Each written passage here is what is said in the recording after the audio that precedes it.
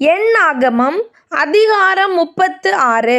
யோசேப்பின் குமாரனுடைய வம்சத்தாரில் மனாசேயின் குமாரனாகிய மாகீருக்கு பிறந்த கீலேயாத்தின் வம்ச பிதாக்களான தலைவர் சேர்ந்து மோசேக்கும் இஸ்ரவேல் புத்திரருடைய பிதாக்களில் தலைவராகிய பிரபுக்களுக்கு முன்பாக வந்து அவர்களை நோக்கி, சீட்டு போட்டு தேசத்தை இஸ்ரவேல் புத்திரருக்கு சுதந்திரமாக கொடுக்கும்படி எங்கள் ஆண்டவனுக்கு கர்த்தர் கட்டளையிட்டாரே. அன்றியும் எங்கள் சகோதரனாகிய செலோப்பியாத்தின் சுதந்திரத்தை அவன் குமாரத்திகளுக்கு கொடுக்க வேண்டும் என்றும் எங்கள் ஆண்டவனுக்கு கர்த்தராலே கட்டளையிடப்பட்டதே. இப்படி இருக்க இவர்கள் இஸ்ரவேல் புத்திரருடைய வேறொரு கோத்திரத்தின் புத்திரருக்கு மனைவிகளானால் அந்த குமாரத்திகளுடைய சுதந்திரம் எங்கள் பிதாக்களுடைய சுதந்திரத்திலிருந்து நீங்கி அவர்கள் உட்படுகிற கோத்திரத்தின் சுதந்திரத்தோட சேர்ந்து போகும்.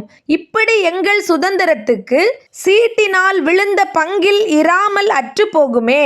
இஸ்ரவேல் புத்திரருக்கு யூபிலி வருஷம் வந்தாலும் அவர்களுடைய சுதந்திரம் அவர்கள் உட்பட்டு போன கோத்திரத்தின் சுதந்திரத்தோடே சேர்ந்து போகும். இப்படி எங்கள் பிதாக்களுடைய கோத்திரத்தின் சுதந்திரத்திலிருந்து அது நீங்கி போகுமே என்றார்கள்.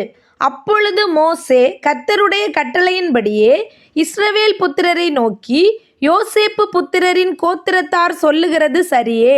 கர்த்தர் செலோப்பியாத்தின் குமாரத்திகளை குறித்த காரியத்தில் கட்டளையிடுகிறதாவது, அவர்கள் தங்களுக்கு இஷ்டமானவர்களை விவாகம் செய்யலாம். ஆனாலும் தங்கள் பிதாவின் கோத்திர வம்சத்தாரில் மாத்திரம் அவர்கள் விவாகம் செய்ய வேண்டும். இப்படியே இஸ்ரவேல் புத்திரரின் சுதந்திரம் ஒரு கோத்திரத்தை விட்டு வேறு கோத்திரத்துக்கு போகாதிருக்கும். இஸ்ரவேல் புத்திரர் அவரவர் தங்கள் தங்கள் பிதாக்களுடைய கோத்திரத்தின் சுதந்திரத்திலே நிலை கொண்டிருக்க வேண்டும். இஸ்ரவேல் புத்திரர் அவரவர் தங்கள் தங்கள் பிதாக்களின் சுதந்திரத்தை அனுபவிக்கும்படி இஸ்ரவேல் புத்திரருடைய ஒரு கோத்திரத்திலே சுதந்திரம் அடைந்திருக்கிற எந்த குமாரத்தையும் தன் பிதாவின் கோத்திர வம்சத்தாரில் ஒருவனுக்கு மனைவியாக வேண்டும். சுதந்திரமானது ஒரு கோத்திரத்தை விட்டு வேறொரு கோத்திரத்தை சேரக்கூடாது. இஸ்ரவேல் புத்திரருடைய ஒவ்வொரு கோத்திரமும் தன் தன் சுதந்திரத்திலே நிலை கொண்டிருக்க வேண்டும் என்று கட்டளையிட்டிருக்கிறார் என்றான். கர்த்தர் மோசேக்கு கட்டளையிட்டபடியே செலோப்பியாத்தின் குமாரத்திகள் செய்தார்கள். செலோப்பியாத்தின் குமாரத்திகளாகிய மக்லாள், திர்சாள், ஒக்லாள், மில்காள், நோவாள் என்பவர்கள் தங்கள் பிதாவின் சகோதரருடைய புத்திரரை விவாகம் பண்ணினார்கள்.